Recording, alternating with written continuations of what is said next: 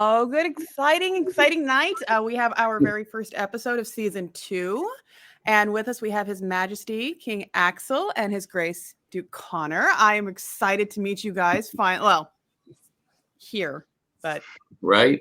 At some point, I hope to lay stick on, have stick time with both of you at some point. But it's awesome to meet you guys. Welcome in. Thank you. It's good to be here. If you don't mind, Your Majesty, if you don't mind introducing yourself and where you're from. Sure. I am King Axel Ulfgar's son, the sitting crown of Glenavon, which is, for those of you who don't know, is comprised of Louisiana, Mississippi, Arkansas, and a small portion of Tennessee.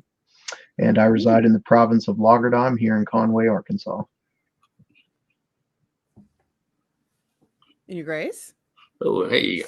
I am Connor Duke, I guess now. I also am from Glenavon. I live in the Shire of Vogelberg, which is the Alexandria, central Louisiana area. Actually, Axel and I, for the past almost 5 years, we're both in Small Gray Bear, which is Little Rock, Arkansas. And I moved south and he moved just a little bit north. And here we are. So you guys know each other pretty well then. Oh, yeah. Yeah. Ooh, this will make it even more exciting. Let's see if we can get a rivalry going. We're just going to jump right into it with one of my favorite questions of how did you guys get into the SCA? And Your Grace, since we pegged His Majesty first, if you don't mind, Your Grace going first. There we go. We're working on it. We're new. It's like a shell game. No problem. Like a lot of people, I think in the SCA, I started out in junior high playing D&D. 7th grade, 6th grade, whatever it was, the basic and advanced set, the little red and blue boxes, and up through high school. I graduated, and I remember me and my high school girlfriend going to the zoo. I was 18, just graduated, drove by the park, and there was people in armor hitting each other. And I was like, well, that looks cool. This is like Dungeons and Dragons, only they're actually doing it. Mm-hmm. We turned around, went down, checked it out. There was a couple really nice guys. One guy, invited me to his house, tell me all about it, show me everything. I went home and called my best friend, who is Baron Grimbron up in Callantier. He likes to go by the Colonel. That's neither here nor there. So I've been in the SCA 1 week longer than him because the next week he followed me back out. And shortly after that, he moved to the University of Arkansas up in Fayetteville, which is the only part of Arkansas that's in Callantier, that northwest corner. And he and I have been doing this off and on for 35 years now, I guess. Wow, that's goals right there. Right? We're old. Your Majesty? So I kind of started along the same lines as Connor. When I was a kid, my head got filled of, visions of knights fighting dragons from Dungeons and Dragons, and then a bunch of movies like 13th Warrior, Dragonheart, all the Dragonheart. Yeah, all the classics. And so I was stationed over in Little Rock. And I got my girlfriend, Abe, got me into Vampire the Masquerade LARPing. And I was enjoying the story aspect of it, but the combat was very dry. So she's like, you're not really enjoying this. Maybe you'd like to try the SCA. And I was like, what's the SCA? And she found out where Small Gray Bear held their heavy practice, and I went to my first heavy practice and never looked back. So it was love at first sight. First sight or first swing? Both. Like, yeah, like it was great. That's fair. So my question, I guess a little question of my own, just curiosity wise, do you guys still have contact with the people you first met at that event? Yeah. That's pretty cool. That's really neat. Apparently you have some Gray Bear fans in the audience. Elizabeth Scott is doing a shout out to that. She's the current she's the current Baroness of Small Gray Bear. So it's Oh, probably that's neat. there. Oh, very cool. I was fortunate enough to get to put she and Giacomo in as Baron and Baroness. Oh, really neat. Okay, so you actually have some really close ties with these. I invested them, yes, and close enough that her father and I were squire brothers starting in 1989, back before she was born. So I mean, I might have known her a little while. Yeah, right. So you've actually gotten to see her grow up in the SCA. That's absolutely even cool. Since I was a baby. Oh, that's pretty cool. I love that kind of stuff. The second one is always fun. What keeps you guys coming back to the SCA? I mean, what makes you want to get up every god awful or early morning and truck out there? Your Majesty? Well, one, I really enjoy the fighting. It's such a like I know that's probably a pretty cliche answer, but I really enjoy. So there's this sort of thing that happens when you go to an event, and to me it's most perceivable at feast, when you're sitting at the table and candles are lit and maybe there's a bard performing or something, and people are just sitting around the feast hall talking and having a good time. And it's like this the veil of time kind of slips, and for a few moments you feel like you are back there. You're away from it all, and you're just around people enjoying yourself, and it's really it's a chance to live those childhood dreams. Good one. Very good points. Yeah, we like to call those magic moments, when all the mundane stuff slips away. And what keeps me coming back are the friends that I've made. I mean, I enjoy fighting as much, probably not more than the next person. That was my first love, and it'll be, I mean, the one thing, but I know it's something that I won't be able to do forever. But I have made some lifelong true friends in this organization, and they are the reason that that I get up and go to the weekend events and all. If it was just me, I mean, I think it would be, it would get to be not nearly as fun. But I have friends from all over the place, and our typical meetup spot is at an event, or I mean, we do other things. They've become close enough friends that they're family, and we do other things on the off weekends and whatnot. But probably holidays too sometimes. Oh, absolutely. But it's definitely the people. That's neat. Yeah, I saw somebody say that it's like a family tree in Glen Albin. It's more of like kudzu, which I think I've heard of. It's like a really, really tight, like a vine of some sort, right? Thanks, Gillis. Yeah, it is. Yeah, they imported it for erosion control, I think, back in the 40s or so. And once it's planted, it grows, and it's kind of like bamboo. It's next to impossible to stop its growing and spreading, except it's a leafy green vine that. Oh, yeah. Interesting. Yeah. Okay. Fair enough. All righty. I'm gonna have to look into that stuff because now I'm curious, dead curious. I guess our next question is, who is your SCA hero and why? I'm sure of course, His Majesty now being king and you being a duke, there's got to be some youngins and squires out there who look up to you guys. Who was your guys' hero, or is still? I'm still big, so it's me. Yeah, I think so. Let's go with that. I've had quite a few, I suppose, over the years, and still have some now. But first and foremost, it was my knight, who is Duke Kane Redfeather, was the first event I went to in August of '87. He and his wife Alyssa were king and queen, and I saw them, and it was just like, that's what a king and queen should look like. And I was fortunate enough to become his squire a couple years later, and he's somebody I've always looked up to. So here's tidbit number one for the show. This isn't my boast. This is him. He was the first unbelted duke in the SCA. So wow. That's always, yeah. He ruled twice in Meridies. There's a cool story about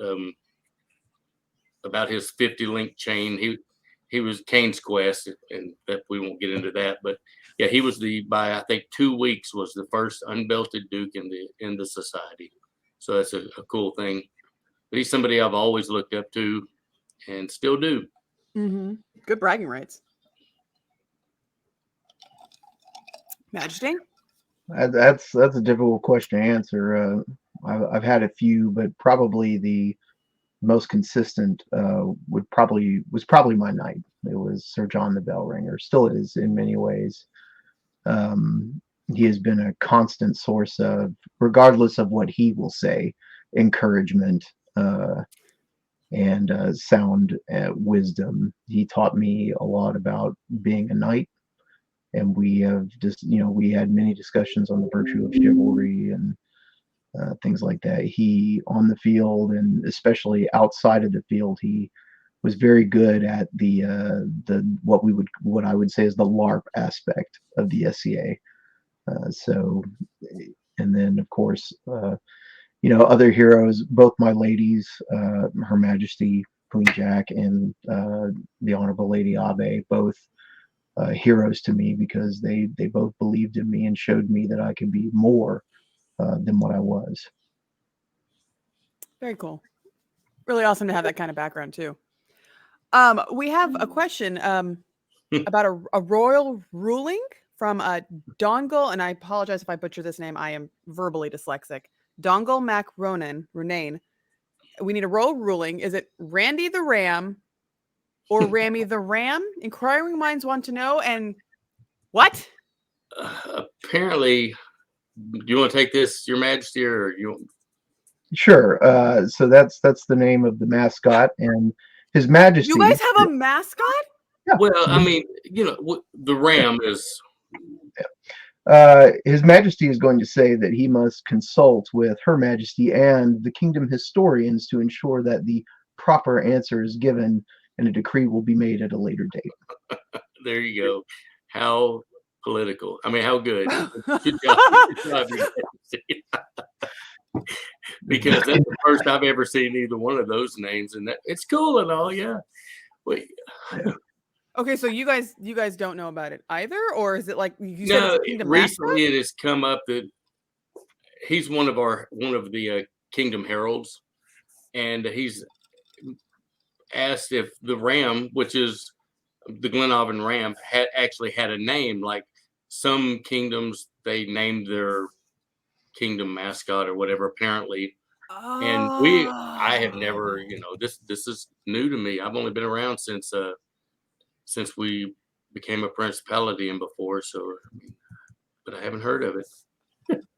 I guess being from the West, I never thought about the fact that schools would have animal mascots, like, and they would have a name. Oh right. My God, this is me just being completely sheltered. We're gonna move on. I think the East Kingdom, they have their tiger. I believe it has a name. I'm not sure what it is. And the Eastern tiger. Yeah. Bluey or something like that. I imagine it's blue. Right. I'll have to ask now. This is going to be a new question on the show of, does your kingdom have a mascot? There's a bear killer in the chat. Oh, I heard that name earlier. That's Kane, isn't it? No, John the Bear Killer. He's a friend. He's a duke from here. First king of Meridies. He's been around for a while. He would be my great knight, grand knight. Yeah. That's when you start going through the tree going, we're getting a little squiggly here. Let's see here. So another good one is, when did you first really feel that you were a knight? What specific event made you sure? This is from one of our newest knights, Sir Logan Pathwarden down in Kaid. Oh, cool. Your Majesty, if you don't mind. That's a tough question to answer. I have to I gotta say I felt fairly knightly the day they knighted me. I had a wonderful ceremony, and so I was knighted the day of a crown list, and my only thought was, don't go 2 and out, don't go 2 and out, don't go 2 and out. And it was the first time I ever made it to semifinals, if I'm not mistaken. And Sir Lord had a really good day.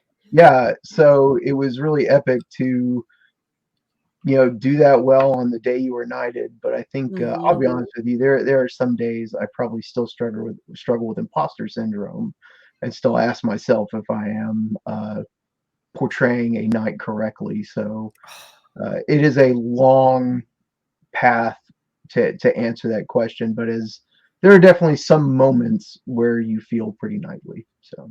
Oh, that's good. Yeah. I thought you were going to say there's sometimes there's very few and far between where you do feel like it. So I appreciate you clarifying that. Your Grace? I would have to echo a little bit what His Majesty said. The day that my brothers and sisters in the order confirmed me, and that Duke, who now Alanon out in Aidenville, he and Kane's wife Alyssa were ruling. He hit me and said I was a knight, and I'm a royalist. What my king says is true. So at that point, I knew I was a knight. Oh, okay. You're talking about the buffet, not necessarily out on the field. Oh yeah, the buffet. Oh. I was knighted on the field at Gulf Wars, and it was that must have felt magical. It was amazing. It was magical. It was a drive-by. They had a meeting that morning and did it 20 minutes later. So, and at what event did a specific event? I mean, because once again, like Axel, I was knighted in 2001.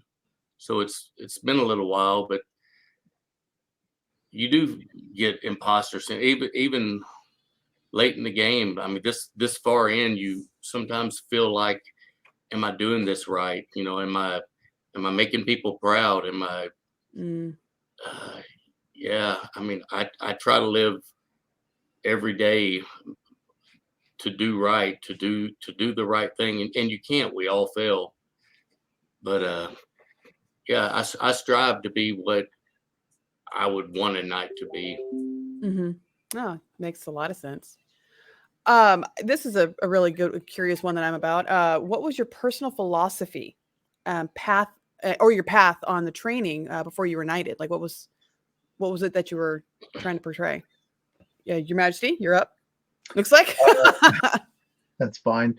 So I was into persona play. I was a 10th century, standard Viking when I first started, and I eventually rolled back to a 5th century Vendel, Scandinavia, Switzerland area there. So I was very much into, the boast, portraying not exactly the traditional, 14th century medieval knight, but trying to find the balance between bringing the bring the idea of knighthood that far back when they didn't really existed was a little bit of a challenge. So so that was it, and to try and improve my kit as I improved my skill, if that makes any sense.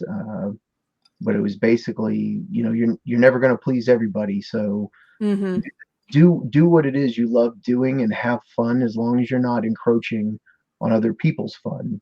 And that's it. Have fun. That's fair. Totally fair. Trying to find that picture of it. Maybe I'm reading the question differently than he is, because I'm reading it as your philosophy and path on training. I took it as asking, what did you do training wise before you became a knight? That could honestly be it too. Just wanting to look good on the field and not look like a blender. My training started obviously a long time ago, but we didn't. Pell work wasn't a big thing. I didn't do pell work till about 3 years ago. Oh. My thing was, I went to every Sunday to fighter practice, every 3 out of 4 weekends to events. So I'd fight all day on Saturday, and I'd always leave by 6, 7, 8 o'clock, whatever it was, on Sunday to make it back to my home group so I could practice on Sunday after the event. Wow. And then if it was too far of a drive, I would find a shire or barony on the in-between from where the event was to home, and I would stop at their fighter practice. So mine was, I fought time and helmet. more and more and more and more and more. I didn't do a lot of quote unquote training. I did a lot of fighting, which fair. is training, but not, not footwork, not pell work, not. Although I do that now.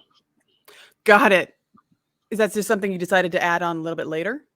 I did the Pell Challenge, and the Pell Pell Challenge. Challenge. So I mean, I Yeah. was like, well, let me do this. Well, maybe this will help, and it did.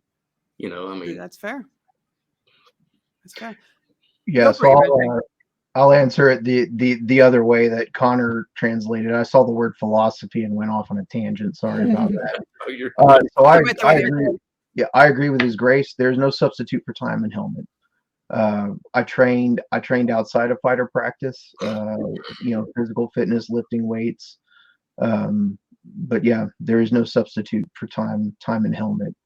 I was kind of brought up in, I guess, what we would say the newer generation. So pell work and footwork were all part of my beginning training. So, but yeah, I would say time and helmet. Always got to have that. Oh, it's so exhausting. Let's see here. I'm very excited for this one. What do you think was your biggest hurdle as an unbelt? I mean, it was me. It was you?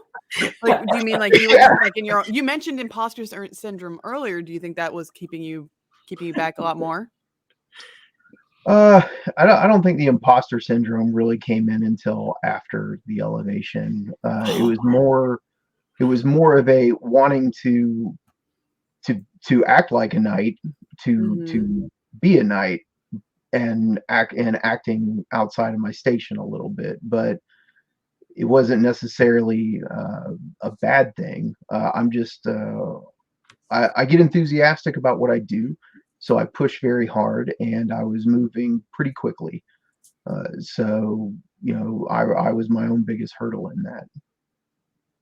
Got it. My biggest hurdle to get knighted. Is that how the question read?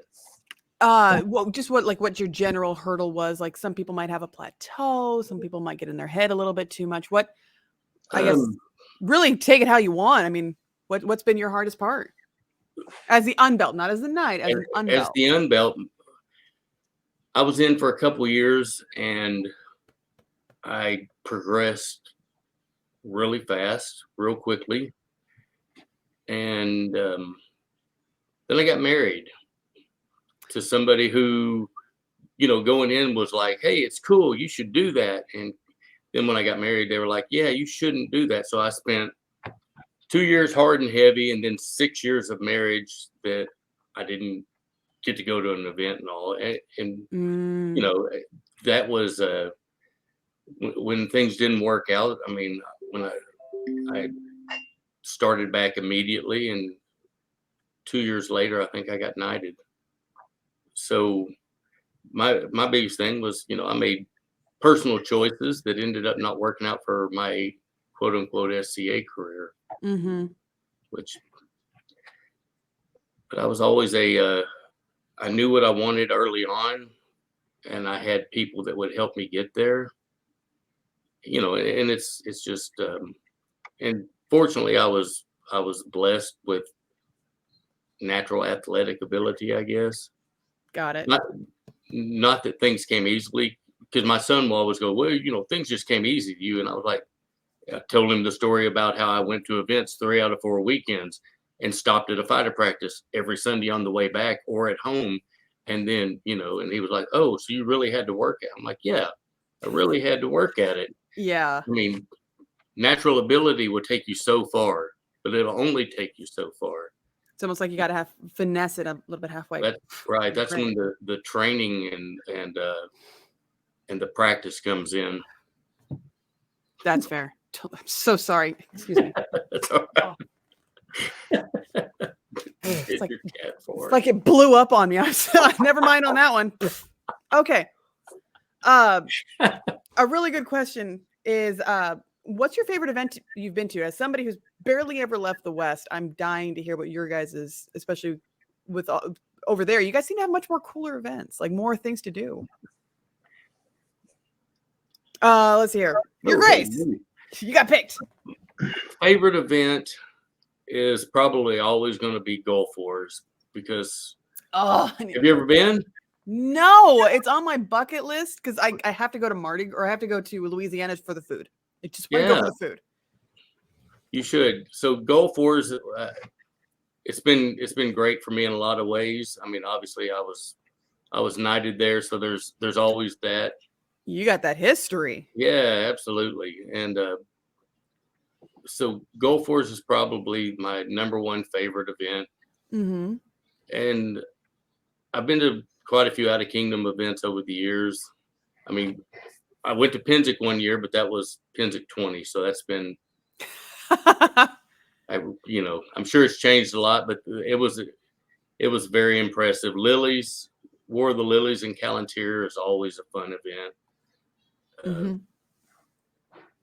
Gellir is coming up in a couple weeks, which is at Fort Gaines, Dauphin Island, Alabama.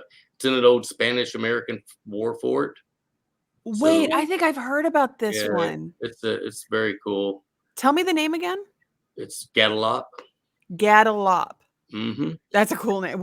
Does it even mean something, or is it just like I don't know. It's a Meridian event. I've been to it many times over the years. My lady hadn't been in 20 years, so about 2 or 3 months ago, she's like, "I want to go to Gellir," and I'm like, "Cool." Unfortunately, it falls across one of our events, so we won't be able to attend it. But yeah, I think it's gonna be a lot of fun. That sounds really neat. You should look it up. Like I said, it's in an actual I think it's a Spanish-American war. I've heard it's almost like what they do over in Europe, where they fight in a very historic. You get to fight in actual gates and in actual. I mean, there's the wall. Man, how did they get that? That must have been a really tough sight. It's very cool. And it's right on the Gulf. It's in just outside Mobile, Alabama. Ooh, I'm gonna look that up now. All right, Your Majesty, you got Gulf Wars on the line. Actually, one of my favorite events that we do is Newbie Collegium. It was my first event. It was the first event I ever met a royal. It was Joan of Arc when she was princess at her first reign at the time, and she was princess. And I was just like, oh man, I found my home. Like I felt at home there. The tournaments, the feast, the court, and then when I later went, a couple of years later, as I'm there as a more experienced player, and I see a newbie at Newbie Collegium, and I can see the same expression in their face, and I'm just like, yeah, this is great. Wow. Good event. And it's just a little day event. It's nothing huge or but it's just an event that is geared towards new people. And that sounds amazing. Yeah. And so don't get me wrong, I absolutely love Gulf Wars and Lilies and all the other. It's hard to say which one's my favorite, but probably Newbie. But yeah, getting the ability to light the fire in somebody, especially, and has it already happened, or will you be going there? Will you be able to go there as king? I think Newbie is either happening right before or right after I step down, and I'm not sure which it is. Got it. But still, I'll be there either way. You get to be somebody's first night. How amazing that must be. Yep. Okay, I want to definitely look up that one too. This one's for both of you. Aside from fighting, what is your greatest love in the SCA aside from Annora and Jack, which I assume are your ladies? For sure. I get to go first with this one. Yeah. So this is going to seem really strange. One of my favorite, as I mentioned earlier, feast is one of my favorite things. But actually, my favorite thing to do is serve drinks at feast. Like walk around with a pitcher of water, or yep, serve the populous drinks. Man after my own heart. When you're out on the field fighting all day, you don't really get to interact with everybody except those that are on the field. And then you go straight to you peel off your nasty armor, you go take a shower because no one wants to be near you until you do that. you sit at court and then you go to feast, and it's a chance to perform a service to the populace, because a lot of people have worked really hard, so you can fight all day and have these great tournaments, and so it's a chance to give back. And it's a great time to just catch up with everybody, and to meet everybody, especially new people. Oh, there's, when I was a squire, it was great because it was there, and then we go wash dishes. When you're a knight, they're like, why is a knight serving drinks? It's like, well, that's what our knights do in our kingdom. They serve the people.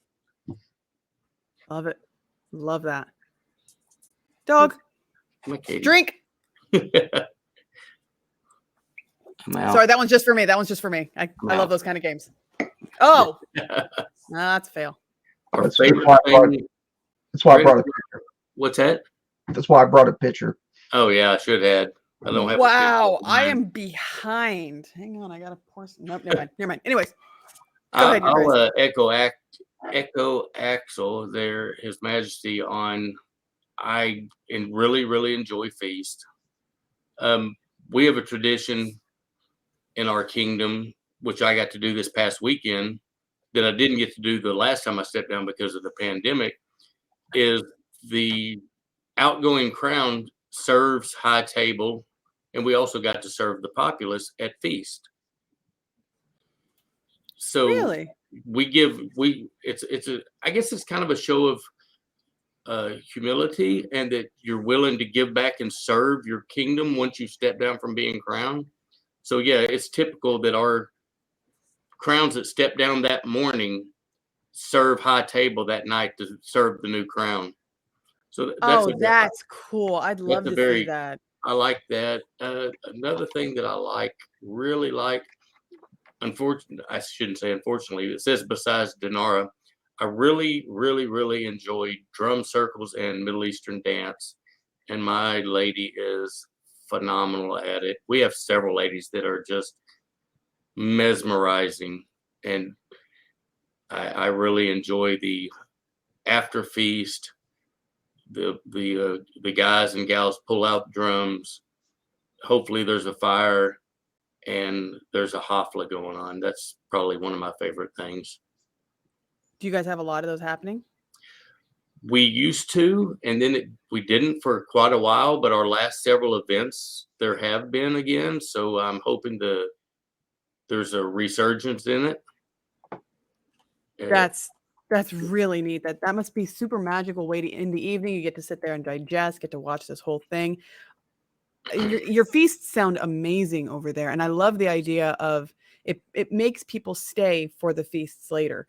Getting to be served by, higher, peerages, things like that, getting to meet new people. It's a great way to bring people coming back constantly. What a neat idea. Super neat.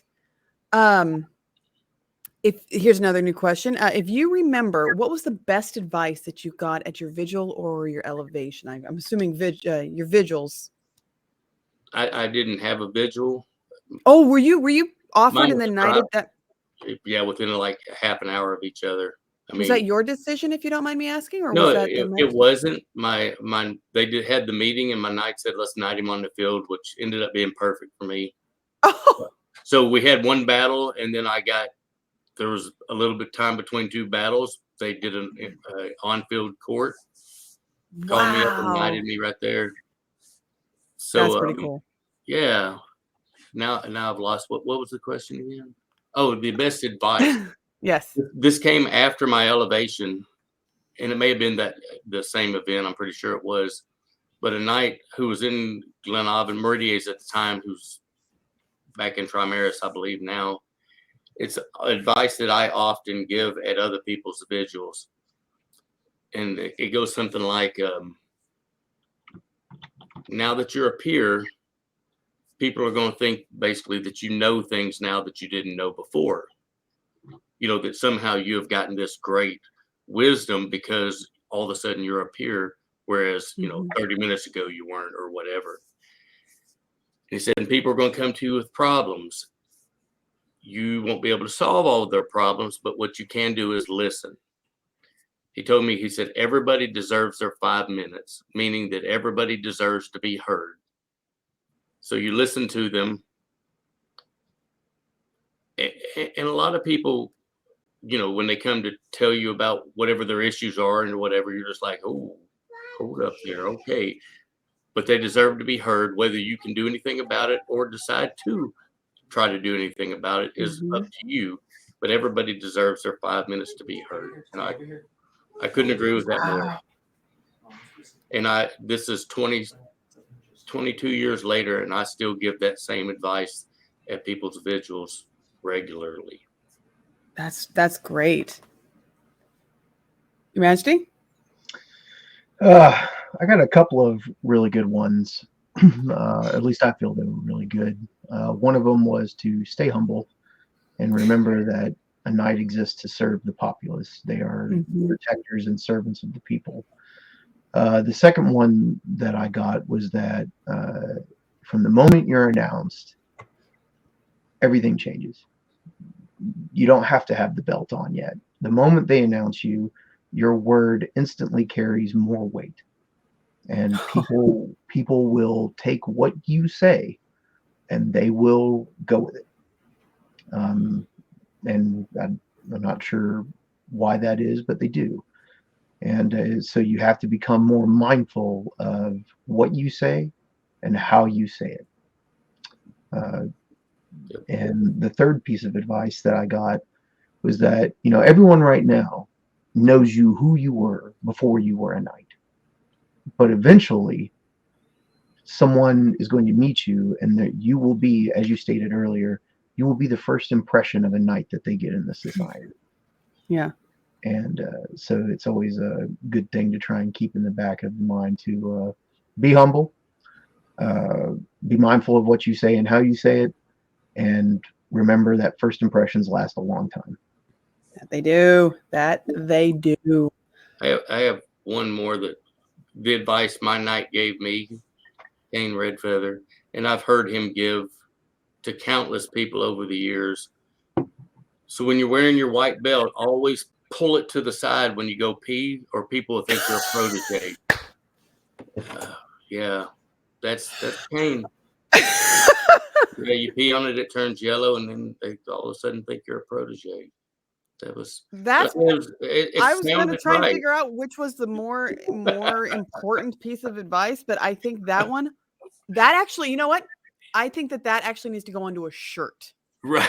We need to hold on to that one. I would like to pull that piece. We are going to put this on one of our Patreon shirts, because I think so many new knights need to remember that. They get, you know, that the very next day they have a really great elevation party, and right, maybe they need to know that. Oh my God. Okay, my mind has just been completely blown. Anyway, so we're getting professional. Yes, we're back to it. That was great. What was it like being in finals with your son? His Royal Majesty, excluding his last final, his most memorable fight. I apologize if I completely butchered that. I think that was Lash who asked that. Oh no, that was our own Sir Daoud here in the West. That's Daoud. That is Daoud. Hi, Daoud. He's my friend. I love He's amazing. That dude. He isn't he? So what was it like being in the finals with your son? All right, here is bullet point number 2 I planned on making throughout this. First was my knight Kane was the first Duke, unbelted Duke of the society. This one is I fought my son in the finals of Crown List. So I put out a call on the chivalry of the SCA, and I believe it was in the Miss in 1979, Christopher and William of Houghton, I don't know if you know them, was a father-son duo who met in the finals of a coronet list. They're the only other father-son duo that I have found in the history of the SCA who have met in the finals of a royal list. So me and my son, we've had husbands and wives, but never fathers and sons, or just only a couple. Yeah, that's so neat. So as far as I can tell, we're the only ones who have fought in the finals of an actual crown list, not a coronet list. Not that that takes anything away from them, because it does not. So I fought my son in the finals of crown list, and it was you can get emotional. it was very emotional. He, I thought he was going to throw up when he got to the finals. Not just for being there. He was so nervous to fight me, or just this. He's 20 years old now. This was, a year ago. So he was 19, and this was his second crown list ever. Wow. He won one fight his first crown list and lost two, and I think he may have went 2-2, and he beat a Duke to get to the finals as a 19-year-old squire, full of piss and vinegar like they are. But he was petrified, and he came out and he fought admirably. And I caught a lot of shit on the chivalry of the SCA, saying, "Couldn't you let the young whippersnapper win?" No, I couldn't. I'm like, what? Of course, they were just giving me grief. It was I can't even really describe how amazing it was. That was a crownless finals that I've been in. I've been in 4, 5. I couldn't have lost even if had I lost. Yeah, I mean, somebody put it perfectly where it was that was one of the most on edge. Everyone on the site was watching, and you could have heard the pin drop. That must have been amazing. What an emotionally high charge day. It was. I mean, it's almost indescribable. Wow. I was so very proud of him and the day he had, but I was so gonna make my lady queen. So there was that. That's amazing. It was amazing. Thank you, David, for bringing that up. Mm-hmm. And hi, Moira. Your Majesty. Right. Aside from my last final, so the day I was knighted, I was excited because I was like, yes, I finally get to be on the challengee side of the line. Like finally, someone will challenge me. And we had so many knights in the list that day and I was the youngest, that I got put back on the challenger side. You were still on the kidding. So wait, that even happens? So I was I was the highest ranking person on that side. So in that particular time, they did lowest to highest. So I got to choose last. And 15 minutes before me, another guy had gotten knighted. So he was on the challengee side and no one had challenged him. So we ended up, me and him, 15 minutes apart in our knighting, fighting each other in the first round. And it was Sir Gellis. He was on earlier. But yeah, and I was just like, yeah. Oh, I would have been like, this is rigged. You all just want to see us fight. You just want to see us duke it out right here. Right. Oh So my yeah. God. Yeah. So that was pretty memorable. Oh man. I didn't even think, I guess I've never really thought about that being a possibility, but I'm learning a ton tonight, which I'm exactly what I was hoping from this kind of a thing. Whew, Jesus. Thank you guys so much for that. That was awesome. And I think something all of us here, he says he's still there, by the way. Good to see you. I think that's something all of us unbelt are kind of like, oh, we're going to keep that in mind. And another question from us unbelts, I imagine, how do you stop fighting your brain? I imagine any fighter would have this kind of a question. I mean, how do you stop that? How do you quiet those voices? Okay. You guys are going to think I'm joking. I actually start singing songs in my head. How do you not dance to that though? I just don't. Just don't. Good answer. I mean, and sometimes you'll see it because the stance will shift a little bit if I'm not within range of my opponent and I'm still kind of waiting for an advancement or whatever. You'll see a shift in my step or whatever, and that's it. Is I literally started singing stupid songs in my head. It doesn't matter. It's whatever comes to my head. I was gonna say you gotta specify the songs, man.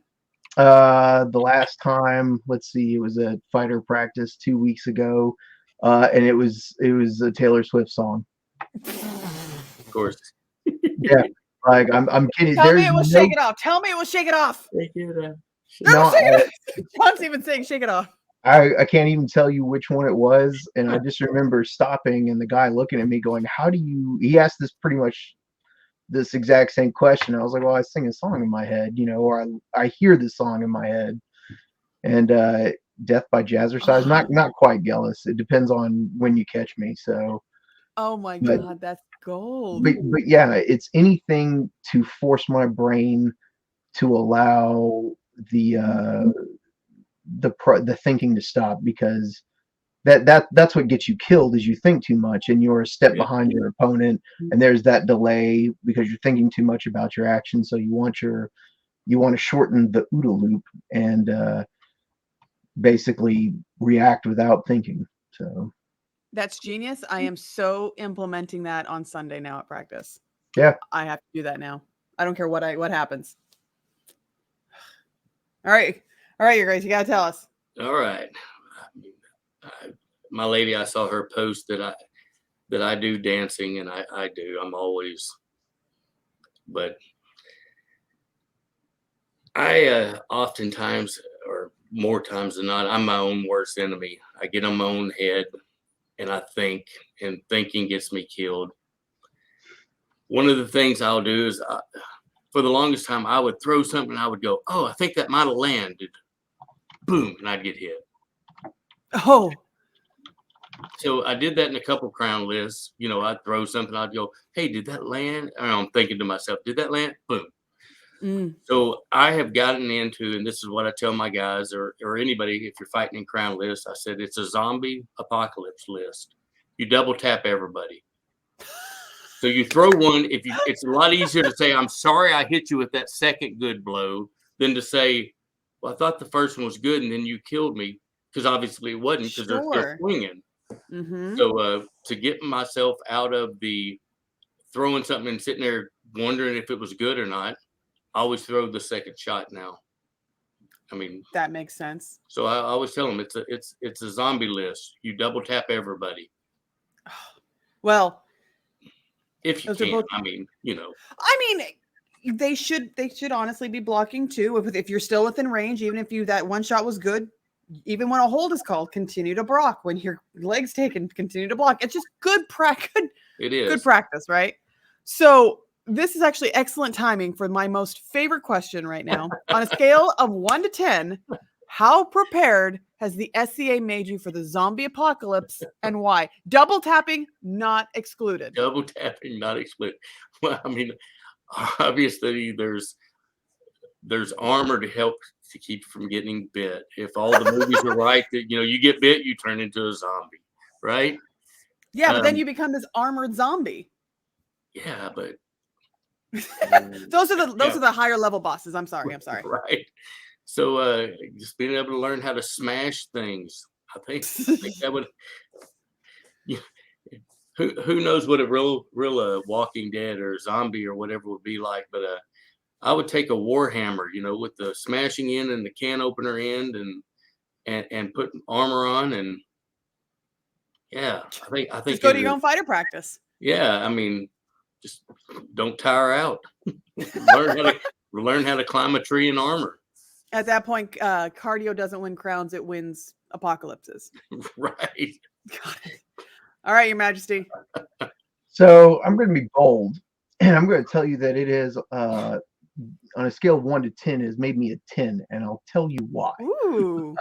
Because it has made me aware that I know absolutely nothing about survival, and that if I am to survive in the apocalypse, then all these people at events doing this arts and science and stuff, I need them. I need them on my team, because I'm not going to make it without them. Right. Good point. So, and a 10 so much in the fact is that I would absolutely die on my own in a zombie apocalypse. Your honesty I need is all these people to stay alive. That's fantastic. That's a very good point. Fiber arts are important in the apocalypse. I swear to God, we are going to be the only ones to survive. And venting and brewing, I mean, you're going to need booze. Hey, and you know what? It can be used for an antiseptic, right? Yeah, that's what I meant. Bartering, Yeah. cooking. I mean, and sterilizing. There's so many All things those that you can things. honestly And do. yes. That's so awesome. Well, we have probably about 10 more minutes. I mean, we're currently at 50 minutes. This has been really awesome getting to talk with both of you. Do you have any events coming up soon that you're really excited for? Either one of you? Well, okay. You definitely. You should have a list. Yeah. So we're gonna go a little to the north, and we're going to visit. We're going to Shattered Ball, Crystal Ball. I get them a little confused. So we're going to go out of Kingdom for a weekend, but then we're going to come back, and we've got Samhain the 28th of October in Memphis, over there in Graynish, Memphis, Arkansas. Memphis, and then we got November 4th. We've got Southern Swamp Crawl, and November 11th is Cron List, because we need heirs. So if you are from Glenavon and you are listening to this, then by all means send your letter of intent in, because who knows what may happen. Hopefully nothing. But and then we're going to end the month in November with War of the Rams. So War of the Rams. Sounds like a lot of headache. Oh, it's a blast. It's a great event. Amazing castle. It's wonderful. You guys got a castle too? What's wrong with us here? We need castles. All right, Your Grace. Well, I mean, you're in the same kingdom, right? I am. Yeah. So when he goes to Samhain or Samhain, however you want to pronounce it, in the barony of Graynish, we're going to Gellir in a couple weeks. I just like the name. War of the Rams, which we're also going to, is in the barony of Border March in Annora, and they have a actual cinder block castle and everything, and it's an amazing event. Is it stationary, or does it get taken down all the time? No, this one stays up. It has 2 towers, wall, gate, and everything, and it's an extended weekend event. I think it starts on Thursday and goes, through Saturday or till Sunday. Oh yeah, this year Gellir is called Catalop because it has something to do with cats. I don't know. Meridius is real big on cats. I mean, meow, right about meow. Listen here, meow. So yeah, we're going to Gellir. We're going to War of the Rams. We're going to Crown List if we're granted entrance to be able to fight. We plan to fight in the next Crown List. Is that a gentle squiggle towards His Majesty? So I'll expect our letter of intent soon. Everybody heard it. He's entering. I am entering, or we are entering. So my lady's very true. Correction, she is a countess now. My first reign was for a friend of mine who was already a duke, for his lady who. Mm-hmm. So my lady is now a countess. Oh, very neat, exciting. Yeah, cool thing for her, she was announced for Pelican. Ooh. And this was a month before the Crown List I won, the last one, and they were going to elevate her at Crown List, and people were like, I talked to James the Holy, who was king, and he was like, so what are you going to do if y'all win? I said, well, can we just wait till evening court to get the coronets placed on us so she can still be elevated? And he was like, sure, because he's an awesome guy. So we went out, won Crown List. She was elevated to the Pelican, and then Crown Princess that night. So I told her, hey, your events may not get much better than this one. That one definitely raised the bar, didn't it? Becoming a bestowed peer and a princess in the same day. I don't know that we can top that one, but we'll try. Wow. So Her Excellency this time makes an hour. That's awesome. Well, so yeah, Crown List. I thank you guys so very much for being able to take time out of your schedules to come on this and answer all of our questions and getting to meet you and letting everybody get to ask you their questions. Well, I sure. greatly look forward to watching all of your, especially all the fights coming up soon. I definitely do want to do a shout out to Coffee with Cal. That's happening on Sunday. Hey, Cal. Yep. We Cal's love around Cal. here somewhere. I know I saw Oh, him he's at here. some point. So definitely. There it is. There we go. Oh, it's Patrona. Hey. She's cool too. And we definitely do have everything set up for our next episode for Ask the Knights for our episode 2. Hey, This I know one's going to those be really guys too. exciting. You know, swear to God, you guys get to know everybody. Right? I mean, Very excited for that one as well. On the 26th of October, so right before Halloween. This was really, really awesome. Again, thank you both so very much, Your Majesty, Your Excellent, Your Grace, excuse me. Thank you, So- everybody who sat and hung out with us tonight. I'm sorry, I'm getting a little tongue-tied because now it's like, okay, how do you end this properly without a script? And I am not good at ad-libbing. I'm much like His Majesty, where it's like we don't ad-lib. when you come to the next Gulf Wars, because I feel like you're going to, or one Oh, soon, we will do it. and you're a heavy fighter as well, right? Absolutely. I want my 3 passes. Oh, I will give you 6, Your Grace. Outstanding. I love it. I The more the very merrier. much look forward to that. I will Sweet. hold you to that. Absolutely. I'm writing it down. Absolutely. Great. That is Awesome. Well, thank you guys so much again. Thank you, everybody, for chiming in. We will see you at least on Sunday with Coffee with Cal. And hopefully on the 26th, you get to come back and watch us again for Awesome. episode 2. Thank you so much. Have a Thank great you. night, everybody. Y'all too. Thank you. Thank you. Have a good night.